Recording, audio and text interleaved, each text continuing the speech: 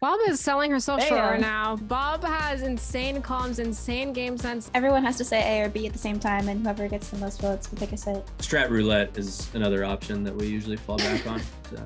They can't? Oh, that's bad. If they can't, that would be yet. disastrous, and That the would be- entirety of game changers existing would be undermined. It would be pointless to have game changers. Did you all feel challenged at all for this tournament? I think this tournament we've actually lost the least amount of rounds total in any GC we've ever played. I think the most rounds we lost was what, 7. I didn't feel challenged not only by Shopify but literally any other team in this tournament. It was nice to see everyone else get challenged though. I feel like we really were just watching the event happen. We were a non-factor, I feel like, as in just watch everyone else get 13-11 and drop maps, but we didn't drop any maps either. So very unchallenged. Yeah, for any of the coaching staff, you had already qualified for Berlin. You already kind of stamped the legacy of Cloud9 White for game changers for this year. So was there any secondary or additional goals for this tournament besides just win it again? Maybe not directly tied to this tournament in general, but I think our main goal and priority has always been just VCT, but now Ascension for us, right? That's been our main goal. We don't know what the schedule is looking like for 2023 with game changers and how that pairs up with the Ascension and everything and what that looks like, but we already know where our priorities lie. In regards to your question towards this tournament, if we had any secondary objectives, just play how we normally do and just do our thing, because in all honesty, and the players have already said this too, it seemed like they were more struggling with each other while we were looking from afar, and that definitely, it felt like that because there's a huge gap between us and the other teams. Yeah, this question's for everybody except for Mel. He's already answered it in the post-game interview on stream, but do you have any expectations for Berlin outside of obviously winning it all? I expect to win easily. You all won every pistol round against Shopify Rebellion. Was that something that you guys have been specifically focusing on, or was it just things just clicked on pistol rounds, or is there anything that you can point to and say well, this is why we won every pistol round because of these factors? I think we can leave that for the analysts in the future. It's not wise for us to answer questions about our strategy going into game plans before Berlin. Strat roulette is another option that we usually fall back on. So We have a dice. yeah. Everyone has to say A or B at the same time, and whoever gets the most votes will pick a site. I mean, there have been times where players are like, hey coaches, what pistol are we doing? Just yellow pistol. Moon's just quoting me from today. Okay. Literally, Yeah, literally Haven. today. You're playing Haven map 3. How do you all feel about Harbor being an available agent for Berlin? Do you wish that he wasn't, or are you happy that he'll be in the mix? I don't think we've put too much thought into Harbor yet. I think leading up to Berlin, we'll have more of a chance to explore that agent and how he's going to end up playing out in the meta.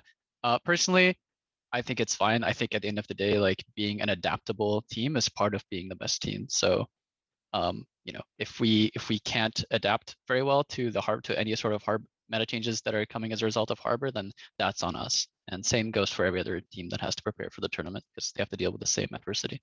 I think it's a good amount of time too to practice with them. It's a month, right? 3 weeks or something. 3 Yeah. weeks to 4 weeks. So I think that's a decent amount of time. I'm not upset that he's involved in the tournament either. This is for anyone. I was just curious how you all think Shopify will fare at Berlin against international teams. I think I speak for all of NA when I say we want our region to perform well. So if we see Shopify destroying other regions, I think we'll be cheering them on. And that'll give us more confidence too. I mean, we just gave them a really good VOD to review. So pray tell, they will play well at Berlin. I'm curious about, there's maybe some prep that you guys can talk about for Berlin, because 100 Thieves, went to Champions, and they entered a true nightmare scenario where almost every player got hit with COVID. They had the isolation rooms, all of this stuff. I'm curious, how much work is Cloud9, the organization, doing, and how much is the support staff doing to try and figure out, if you encounter situations like that, how do you best prepare and how do you figure out the best way forward? I think it's a good question. I think the first step would be like preventative. So I'm looking to get like my booster. I'm sure like most of us are looking to get our boosters before Berlin as well, just so we don't like contract it or spread it or anything like that. But it's not like a new circumstance for us. I think we have like a general idea. And I feel like the org has also learned, and we have also learned better protocols going forward because earlier this year in January, we had a boot camp where a couple of us had COVID.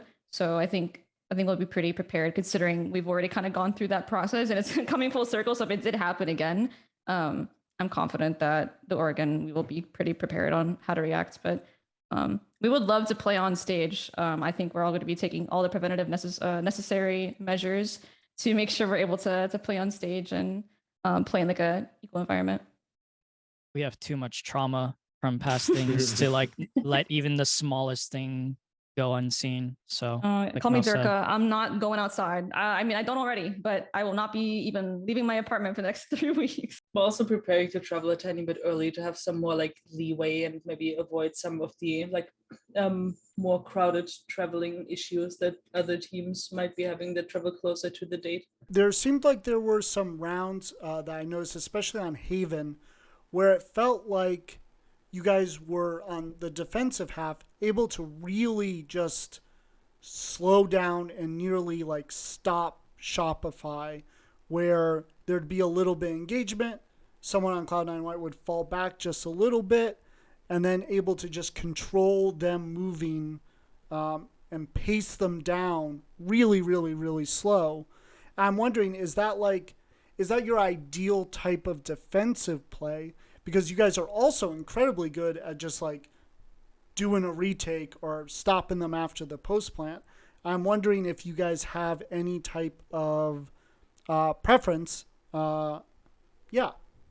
Any coaches input watching the game? Well, I mean, this thing is we haven't gotten a chance to watch the global VOD yet, so we actually don't know. I was impressed. Halfway through, it felt like it's very adaptive to some extent, and that the players themselves started keying into what Shopify were doing from our perspective. You know, I'm not going to go too much detail, but there were some calls that were made in the middle that I thought were really good in terms of adjustment. And obviously at the tax, we had some chance to give some input on how we felt Shopify were playing. In general, I think it makes sense for us to just play against both like their comp and how they're using it. So I felt like we adapted pretty well. Vapin, you were going to say something though. Yeah, I was going to say, I think Shopify's style of calling, they do a lot of, and you saw this on Ascent as well, they do a lot of slow working and they try to manipulate rotations. So especially on Haven, it's really important to have advanced info on the extremities and kind of like have some utility to slow down their push, especially when they're pivoting back away from where they've had some initial control. So I think we did a good job of that, whether it's getting, a line on A long or peeking down C. So advanced info is really important on that map, especially against the way that Shopify plays. But just checking, Bob is not here. He's No, here. I'm here. Bob is here. I'm just not saying anything. Gotcha. Well, if you're down, I'll ask you a question, Bob. Obviously, you have great mechanical skill, but it can't just be that because there's a lot of players with great mechanical skill. What do you see as your greatest strength beyond just the mechanics? I think my mechanics are my biggest weakness. But I don't know. I guess my brain then.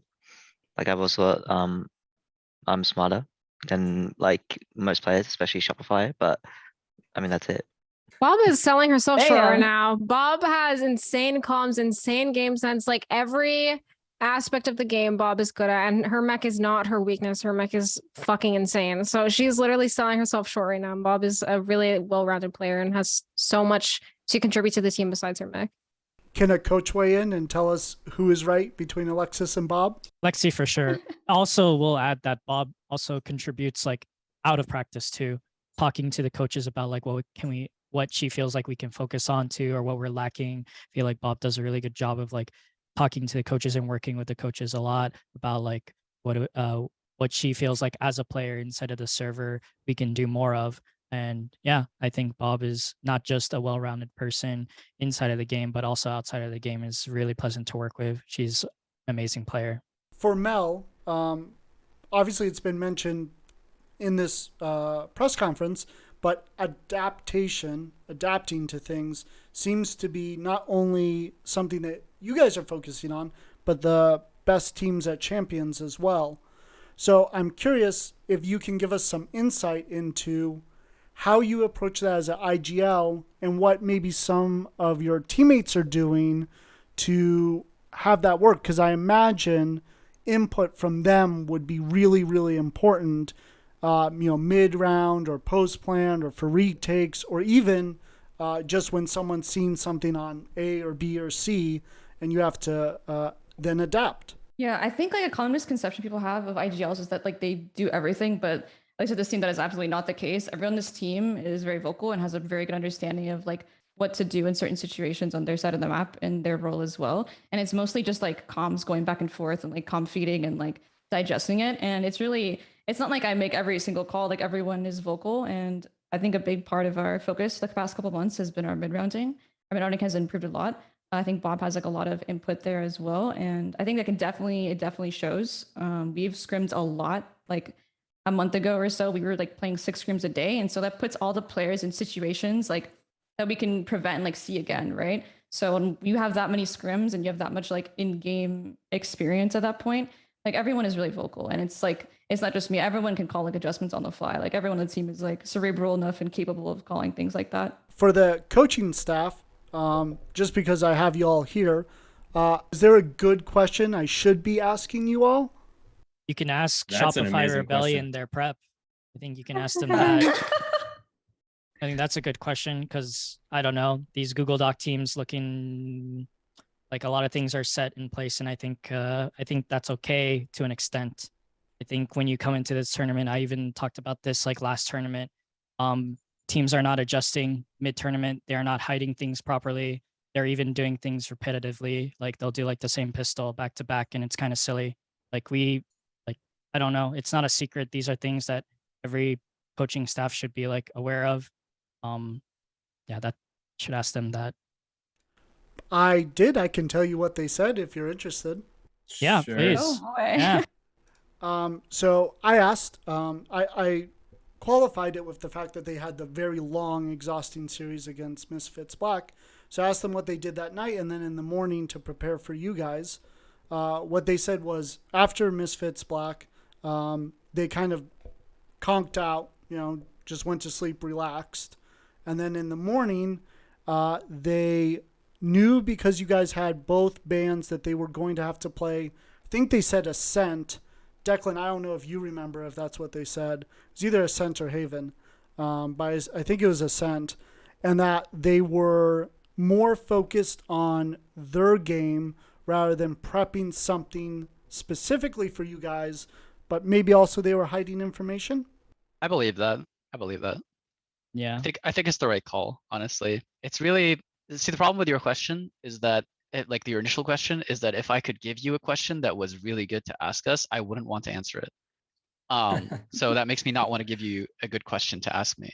But I think like that's still a good question to ask them, because the reality is that every coaching staff is different because every coach is different.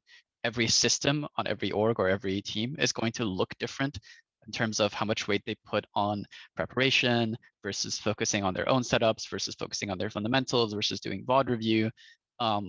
Every team is going to be different. And it's going to depend on both how the players want to approach it, what the coaching staff wants to do with it, how many resources you have.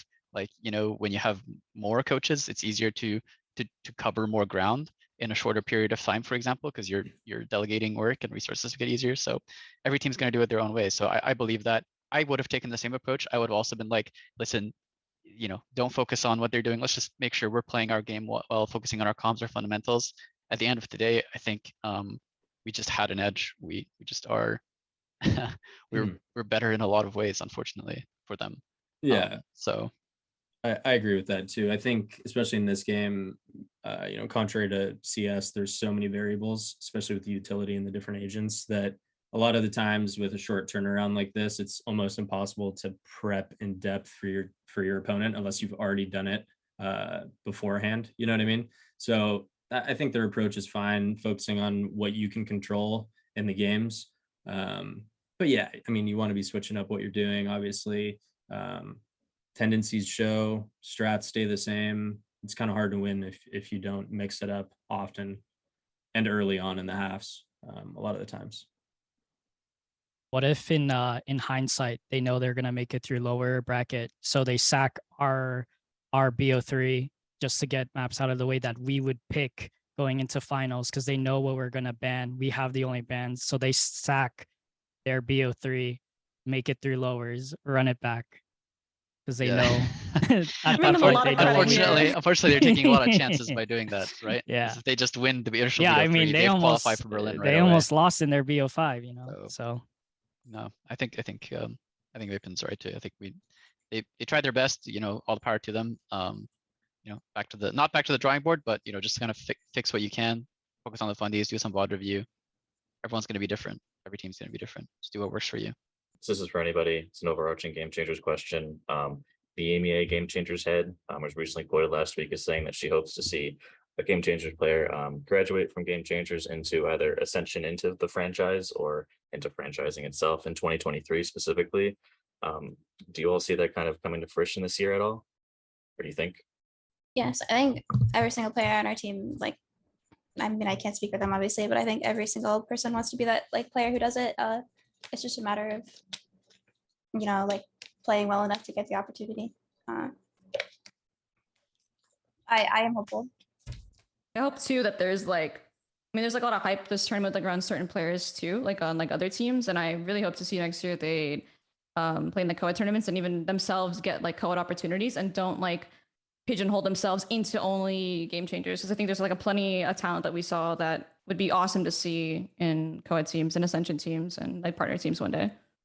Do you all know if Game Changers teams are going to be able to compete in the Ascension tournament? They can't. That's fucked up. If Yeah, they we don't- can't, we that don't would be know yet. disastrous, and That the would be- entirety of game changers existing would be undermined. It would be pointless to have game changers. I don't think there's official info out yet, but I'm assuming since we were able to do VCT qualifiers the last 2 years, that wouldn't be blocked either. Since it's a co-ed space, not necessarily a men's only space. Thank you guys. Thank you. you. Of course. Thank you. Bye, everybody.